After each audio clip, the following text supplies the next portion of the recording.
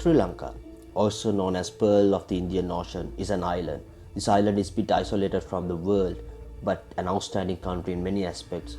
The country's main foreign income sources are tourism, apparel, tea, agriculture, product exports, and mainly foreign employment.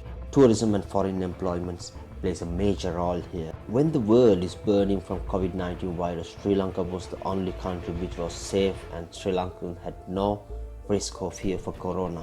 When things get settled this way, the first COVID-19 infected person identified, who was Chinese tourist, and hospitalized early February as a consequence of Sri Lankan tourism industry.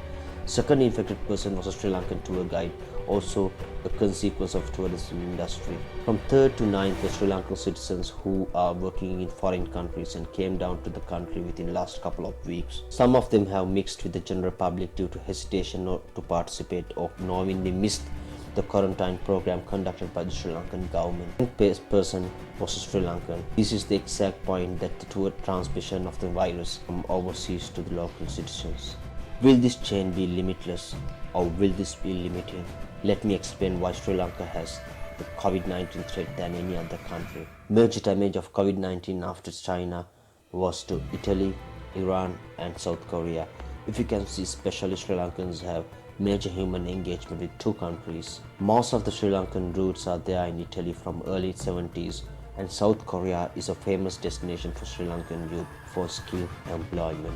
Thousands and thousands of Sri Lankans are living and working in these two countries, and their earnings brings foreign income to Sri Lankan economy. If you compare Sri Lanka with another country like Vietnam, this potentiality of threat to Sri Lanka is really high because of the human engagement that Sri Lanka has with these highly affected countries. When it started to flow these people back to the country in this disastrous situation and mixed with the general public means making this virus spreading uncontrollable.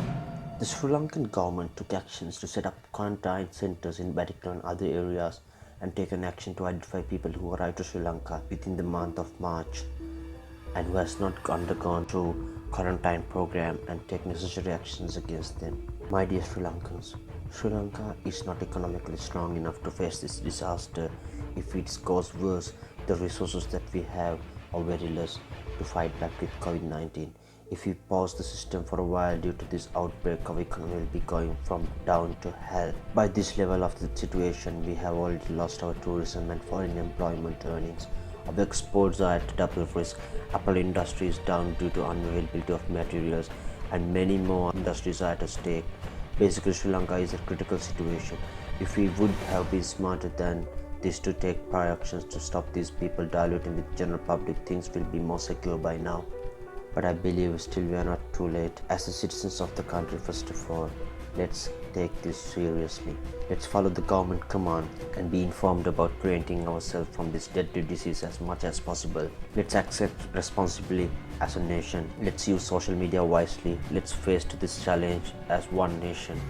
Let's help government in every possible way to fight back with COVID-19 and safeguard the country, hence the public. Dear Sri Lankans, you can do this.